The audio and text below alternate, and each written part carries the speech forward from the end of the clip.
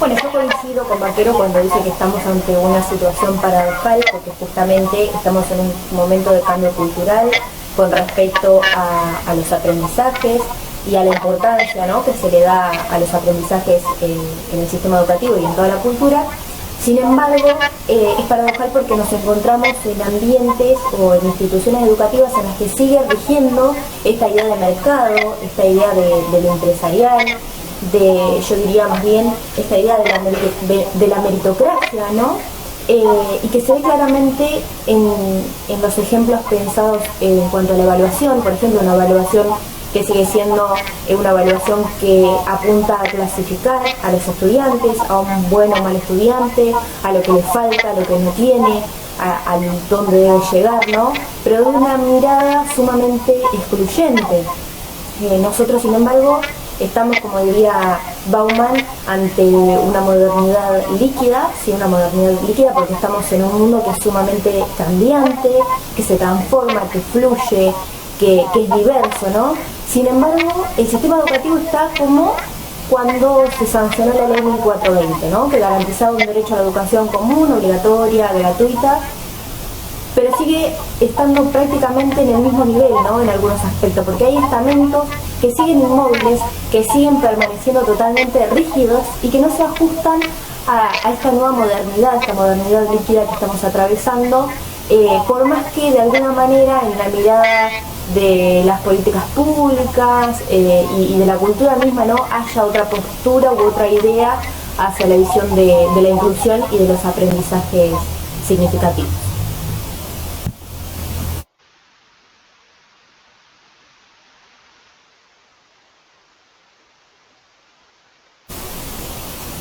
Bueno, por supuesto que también coincido con que el sistema educativo, si bien de alguna manera se intenta garantizar el derecho a la educación para todos y todas, de alguna manera sigue siendo sumamente expulsivo, ¿no?, por esta idea que planteaba con respecto a la meritocracia. Pensemos, por ejemplo, que aunque de alguna manera se plantea una educación que sea sumamente inclusiva, se intenta llegar a una igualdad, pero que no garantiza la idea de equidad, ¿no? Entonces hay grandes intentos por realizar una educación que sea inclusiva, que garantice este derecho a la educación para todos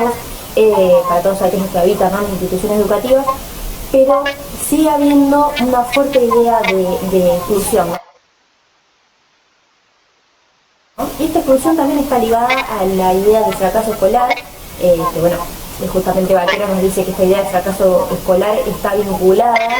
a las concepciones que hay sobre, el problema del fracaso está en el individuo. Entonces el problema es esa masa individual que se agrupa y así es como se lleva a cabo el fracaso escolar. Pero el fracaso escolar pensado desde las individualidades, ¿no? Pero también me gusta a mí pensar en estas cuestiones de fracaso escolar que plantea Flavia Perisci, porque ella justamente habla de que el fracaso escolar se da cuando nosotros, por ejemplo, como docentes, podemos pensar o tener un tratamiento totalmente diferente hacia los estudiantes que están cursando sus estudios acorde a la edad que tienen, ¿no?, y aquellos que están haciendo, por ejemplo, la escuela nocturna, porque se ve claramente que el trato no es exactamente el mismo, vemos que las posibilidades no son las mismas, y que además no tiene que ver con una cuestión simplemente económica o social, esta idea de exclusión de la educación. También pasa por cuestiones de tiempos, por cuestiones de familias donde los estudiantes y las estudiantes también deben trabajar, donde ya son padres, y estas cosas no son tomadas en cuenta en una institución que de alguna manera pone el foco en pensar en una escuela que sea inclusiva. Sin embargo, aunque intenta hacer una escuela exclusiva, sigue excluyendo desde otro paradigma, ¿no?, porque excluye a aquellos que no encajan dentro de los horarios y las pautas establecidas en los sistemas educativos. Pensemos también, por ejemplo, en esta idea que planteamos Magistris y Marguli, que son autores que van a hablar justamente de cómo, de alguna manera, la moratoria social se ha extendido, y sin embargo, aunque se ha extendido y aunque hay muchos jóvenes que van camino a la edad adulta y no buscan formar una familia, sino extender ese lapso de adolescencia, no tienen tampoco garantizado el derecho a una educación superior en muchas oportunidades. ¿Por qué? Porque no se corresponde, por ejemplo, con los tiempos del sistema educativo y los tiempos de una persona que está ya inserta en un mundo laboral, porque las contemplaciones no son las mismas, ¿no? Entonces sí, claramente tenemos un sistema educativo que es sumamente expulsivo.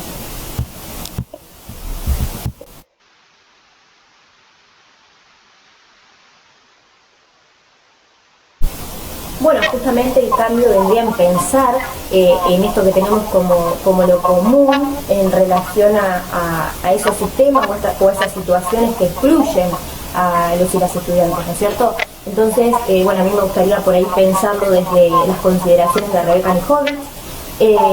porque ella justamente plantea un cambio de perspectiva pedagógico en relación a los sistemas educativos, en relación a las formas en las que pensamos los procesos de enseñanza y aprendizaje, centrados principalmente en los intereses de los estudiantes, en sus gustos, en cuáles son las fortalezas, ¿no? Porque pensemos que el sistema educativo estaba planteado desde una mirada de, bueno, lo que me falta para llegar al logro de un objetivo. Sin embargo, Rebecca Nichols va a plantear la mirada de, bueno, lo que yo tengo, ¿sí?, lo que sé,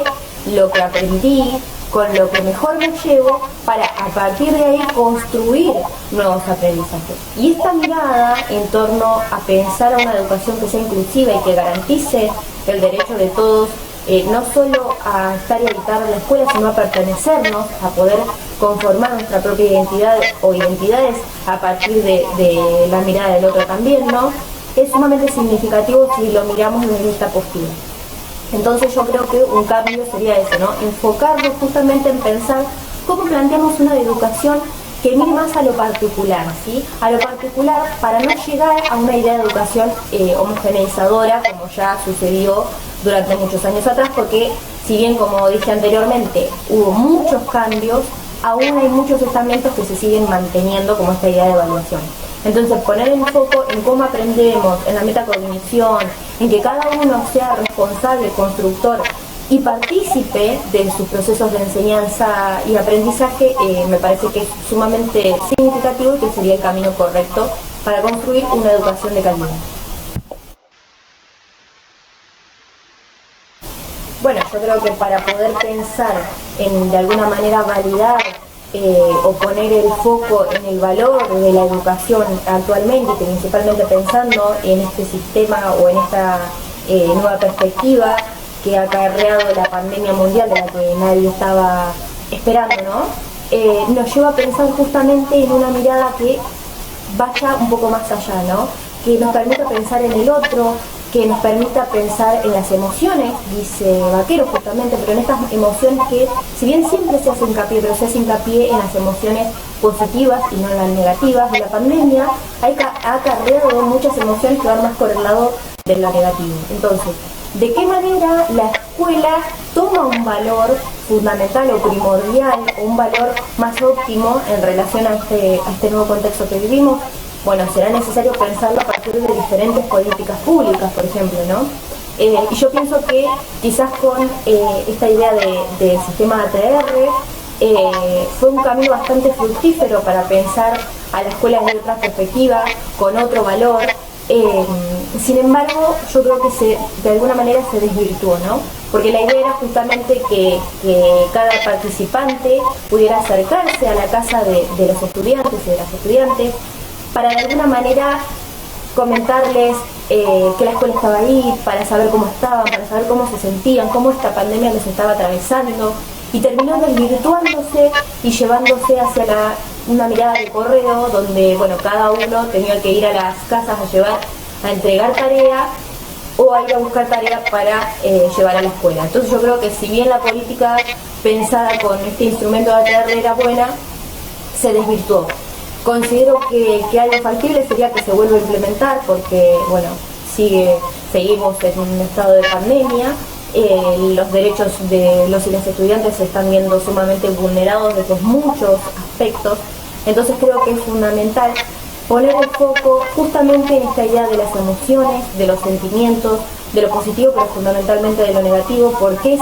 la institución educativa la constructora y partícipe de la construcción de las identidades de cada uno de los sujetos, de nuestras propias subjetividades. Entonces el valor debe ponerse justamente en el foco de la cuestión.